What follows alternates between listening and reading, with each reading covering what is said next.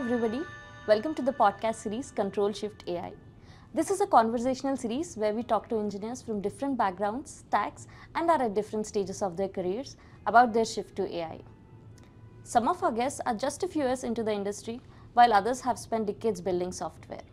So today, we have our first guest Vivek, who has started his career in 2023, right when LLMs were open to public and ChatGPT was kind of skyrocketing. So let's talk to him and understand his AI journey. Hi Vivek, how are you doing? Hi Gayathri, I'm fine.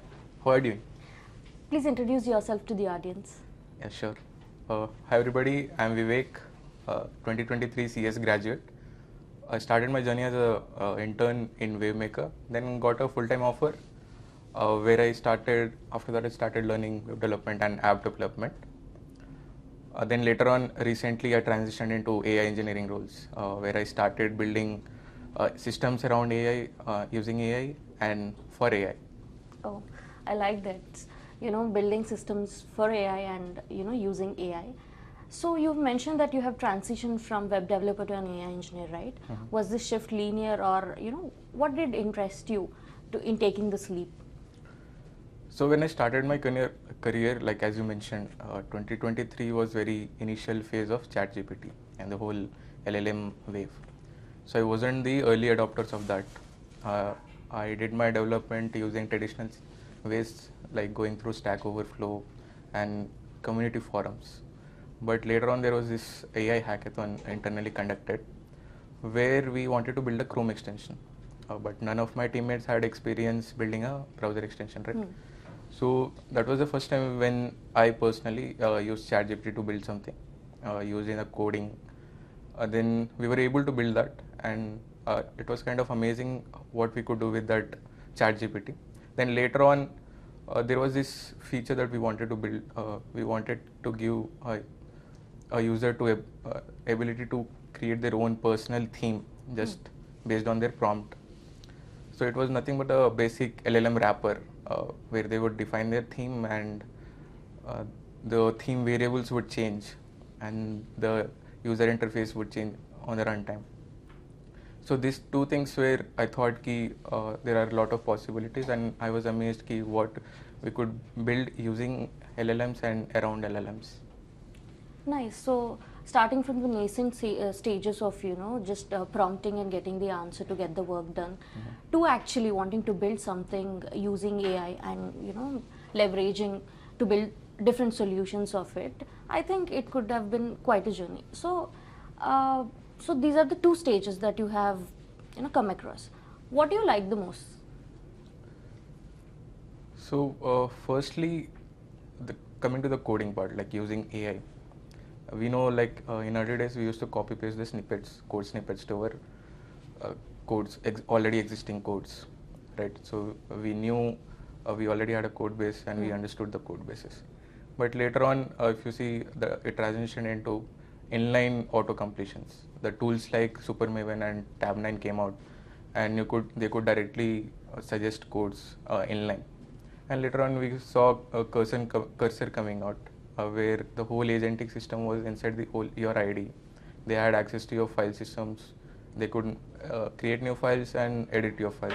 So development became very easy in terms of like you have to just understand your system.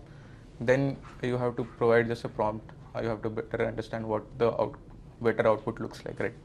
So that is not very interesting in terms of using AI to develop something. But building systems around AI, like which use AI to solve some meaningful use case, that is a more fascinating and awesome if you look at that perspective. So Vivek, you mentioned about building systems, right? I'm sure there's a lot of learning that must be involved in that. How does your learning curve look like? Is it a part of work that you do, or is it self-driven? So as I mentioned, we got into this AI hackathon, and we built a use case using, it was basically a LLM wrapper, right? So these two things kind of sparked the interest. What else I could build with AI? Then later on, I built a couple of LLM wrappers, one or two chatbots. Then also I learned how we can improve the LLM context. So then I built one or two RAG systems, small applications. So this was my own curiosity after the hackathon. But later on, as a product-based company, we faced a lot of customer use cases. Right?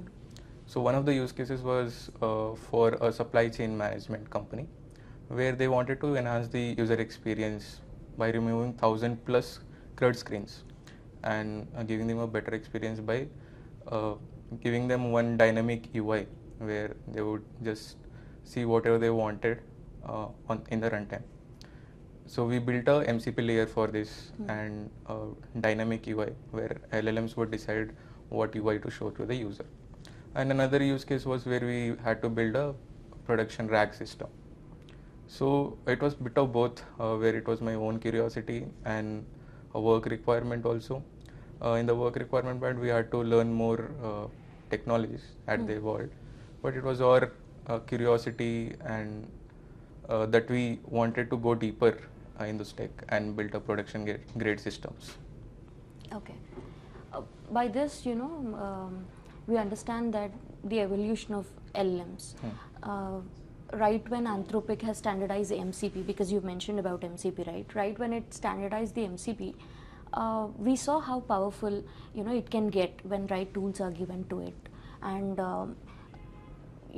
going from just prompt engineering to actually integrating with systems. MCP has actually taken this AI world by storm, I would say.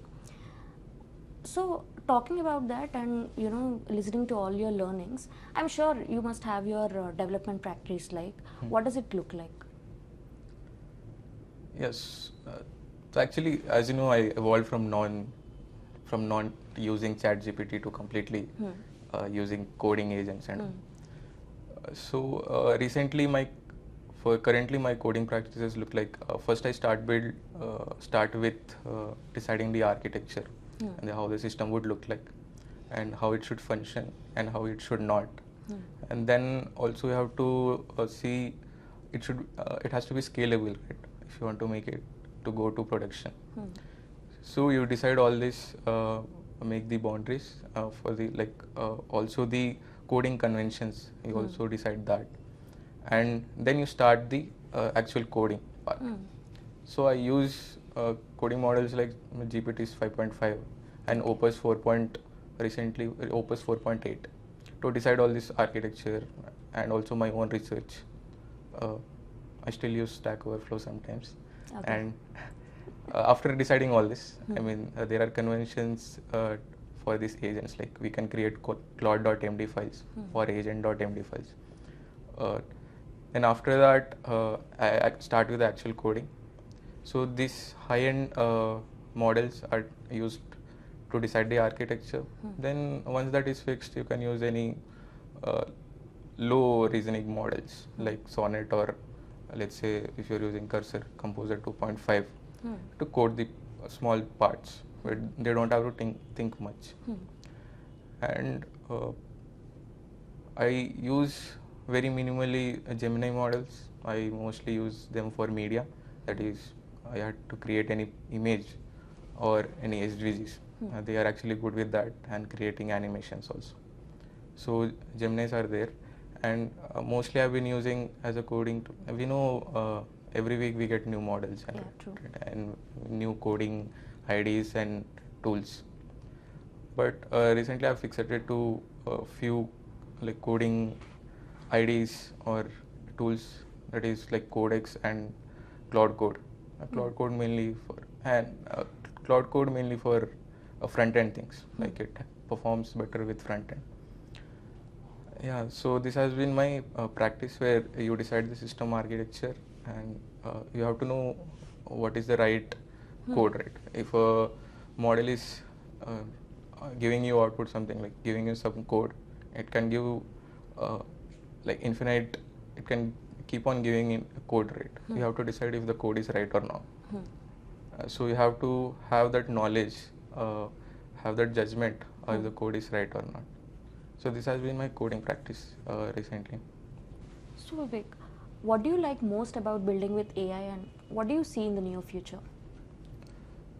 So with the latest capabilities of models, so what I like is the language or the tech stack is not a bottleneck anymore. So let's say there was this, for example, there was this hackathon where we wanted to build a mobile application. So it has to be a native mobile app. So the tech stack required was Kotlin, but none of us knew how to code with Kotlin. So there we kind of fully vibe coded it. So we didn't have to know the tech stack.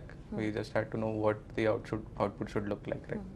So the knowledge about tech stack is not a bottleneck anymore. I can build in any field or using any tech stack. So this is interesting. Another thing, the shift I'm seeing with coding agents or tools is that they are eliminating the use of file editors. I mean, so if you see Codex or if you see Cursor and Anti-Gravity, they have a separate agent window where you just interact with models. You don't have to open your file. So they are going with this experience. And also what I'm more interested is we are rightly using our phones to code. I mean, laptop is not required anymore, because if you see in the Cursor or Codex, your code or repository is directly stored in the cloud. So you can make changes directly over there and it is committed to your repo. So you don't have to open your laptop. I mean, physical machine is not required anymore. And also this feature in Codex where you can directly work with your Codex environment directly from your phone. So you don't need your system in order to work on a project. So I feel like in future I won't need my laptop to code. I could directly spin up my project, commit and push and deploy probably from my phone itself. Yeah, so that is interesting. I second that thought, Vivek. I think most of us will relate to it. And your journey has been very interesting. Thanks for coming over here and sharing your thoughts. Thank you, Gayathri. Thank you for having me. Yeah. Thank you, everybody. This was our first session with Vivek and it was quite good to know his journey. Stay tuned to this space for more updates.